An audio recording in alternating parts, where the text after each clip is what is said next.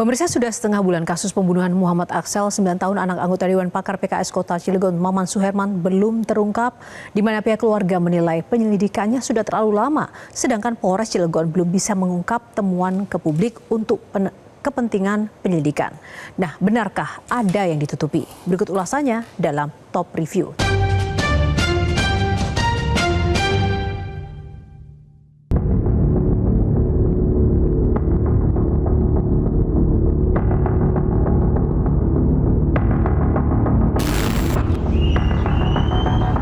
Beginilah penampakan terkini rumah anggota Dewan Pakar PKS Kota Cilegon, Maman Suherman, di perumahan Bukit Baja Sejahtera 3, Kelurahan Ciwaduk, Kecamatan Cilegon, Kota Cilegon. Garis polisi masih terpasang dan karangan bunga ucapan duka cita juga masih berjajar rapi di pagar rumah mewah bercat putih ini. Rumah ini menjadi saksi bisu pembunuhan Muhammad Aksel, 9 tahun, pada Selasa 16 Desember 2025. Muhammad Aksel merupakan putra dari Maman Suherman. Ketua Bidang Advokasi DPP PKS Nurul Amalia mengungkapkan bahwa pihak keluarga menilai penyelidikan kasus ini sudah terlalu lama dan tidak akuntabel. Keluhan lainnya dari pihak keluarga adalah mereka tidak bisa mengakses barang-barang yang ada di dalam rumah karena masih ada garis polisi. Ya, kalau dari pihak keluarga korban memang masih menunggu ya. Jadi menunggu hasil dari penyelidikan kepolisian. Dan tentu saja keluarga pun merasa ini juga lama ya, karena memang mereka kan ada keperluan yang harus mereka akses di dalam rumah itu. Sementara rumah saat ini masih dalam olah TKP.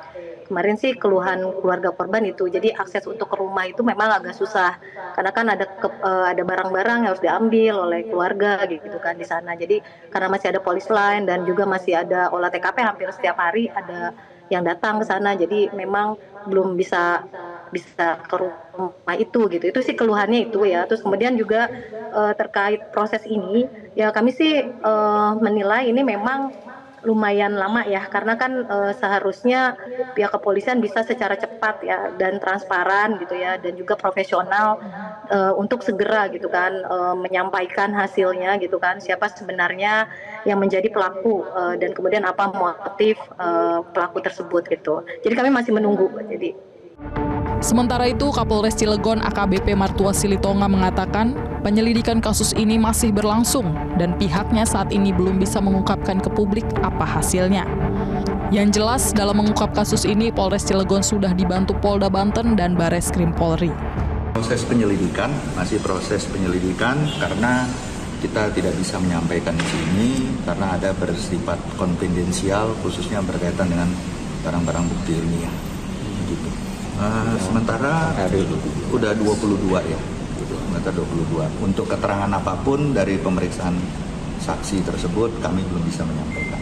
Alat buktinya masih semua diuji, di-compare, diperbandingkan. Kalau memang ada persesuaian, ya kita akan koordinasikan dengan penyidik. Jadi untuk sementara kami belum bisa menyampaikan dari beberapa saksi itu, saksi mahkota apakah ada, apakah tidak ada, berapa jumlahnya belum bisa kami sampaikan. Bukan berarti kami tidak bekerja, kami bekerja. Dibantu oleh Polda dan dibantu oleh Bareskrim dalam pengungkapan kasus ini. Menurut mantan Kabareskrim Polri, Komjen Pol Purnawirawan Susno Dwaji, kasus ini tidak sulit untuk diungkap, sebab tempat kejadian perkara atau TKP tidak rusak. Susno yakin penyidik sudah mendapatkan alat bukti minimal sidik jari. Kasus ini ya agak mudah ya, walaupun terasa sulit gitu untuk mengungkapnya. Mengapa? Karena TKP tidak rusak ya. Waktu aparat penyidik datang itu kejadian tidak lama setelah peristiwa gitu. Jadi berarti penyidik saya yakin dapat mendapatkan alat bukti minimal berupa sidik jari di situ.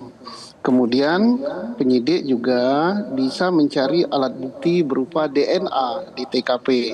Kemudian penyidik bisa mencari alat bukti saintifik lagi berupa rekaman komunikasi baik pembicaraan maupun WA atau SMS yang ada di telepon. Baik telepon korban kalau dia punya, atau telepon dari orang tua korban, ibu, bapak, pembantu, dan security yang ada di situ. Jadi harus dilacak semua. Nah, tentang alat bukti saintifik berupa rekaman CCTV itu memang rusak katanya. Tetapi penyidik bisa mengungkap kapan rusaknya. Kemudian rusaknya kapan dan siapa yang terekam terakhir pada saat CCTV itu rusak. Sementara itu, Komisioner Kompolnas Khoirul Anam yakin bahwa Polres Cilegon berhati-hati dalam mengungkap kasus pembunuhan itu. Namun ia juga bisa memahami jika ada pihak-pihak yang menuding ada yang ditutup-tutupi. Saya kira dengan memeriksa semua lingkungan internal ya, sampai 22 orang, terus sekian bukti yang yang oleh polisi diambil, ini saya kira ya mungkin hati-hati ya, bukan kesengajaan untuk nutup-nutupin. Tapi penting ngomong soal nutup-nutupin itu artinya memang prosesnya harus akuntabel gitu. Kan ini kan TKP-nya di rumah, artinya nggak acak, harusnya memang lebih mudah harusnya. Nah, dengan luka yang mencerminkan satu tindakan kekejaman yang menurut kami memang di luar nalar. Anak gitu ya, dengan luka yang begitu banyak, terus lingkungannya juga di lingkungan rumah, ya harusnya ini ndak susah. Makanya jejak digital itu memang harus ditelusurin. Jejak digital itu tidak hanya soal isi WA, tidak hanya soal percakapan dan sebagainya, tapi juga bisa jejak sinyal BTS. Jadi kalau di TKP misalnya tidak ada pergerakan tambahan orang yang diwariwi di sana, harusnya ini bisa lebih mengkerucut gitu. Saat kejadian di rumah hanya ada 2 orang, yaitu korban yang berada di lantai 1 dan kakak korban yang berada di lantai 2. Sementara itu, kedua orang tua korban sedang bekerja. 2 asisten rumah tangga sudah pulang lebih awal dengan alasan anak salah satu ART sedang sakit. Sementara itu, rekaman CCTV di lokasi kejadian dilaporkan dalam kondisi rusak. Selain itu, penjaga rumah atau security juga tidak sedang bertugas. Fakta lainnya adalah tidak ada barang yang hilang dari rumah korban. Karena itu, kriminolog Hanifah Hasna dan mantan Kabareskrim Polri Komjen Pol Purnawirawan Susno Duaji yakin itu bukan peristiwa pencurian atau perampokan. Ya, karena kalau tidak ada yang barang hilang, berarti yang disasar kan bukan barang ya, Mbak ya, iya Mas ya. Karena tidak ada sesuatu yang hilang dan tidak ada sesuatu yang rusak gitu. Tetapi dalam kriminologi environmental, rumah mewah itu justru menjadi ruang yang relatif tertutup, apalagi tidak ada penjagaan. Ditambah lagi dengan CCTV yang rusak. Kita tidak menuduh, tapi apakah 2 minggu rusak itu sudah dipersiapkan oleh pelaku atau memang rusak dengan sendirinya. Tapi setidaknya kondisi-kondisi ini bisa jadi sudah dipelajari oleh pelaku. Jadi kalau tidak ada tanda-tanda perusakan, ada kemungkinan besar pelaku adalah orang yang familiar dengan ruangan tersebut, dengan lingkungan rumah, mengetahui akses untuk masuk ke dalam rumah, dan memahami rutinitas penghuninya, bahkan siapa saja yang berada di rumah itu di jam-jam tertentu.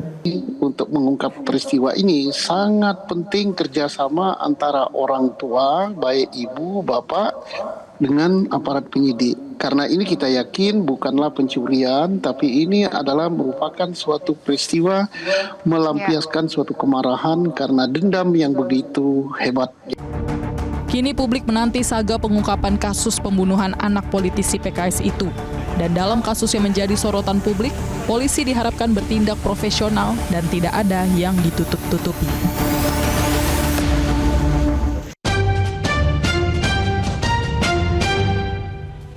Jelajahi cara baru mendapatkan informasi. Download Metro TV Extend sekarang.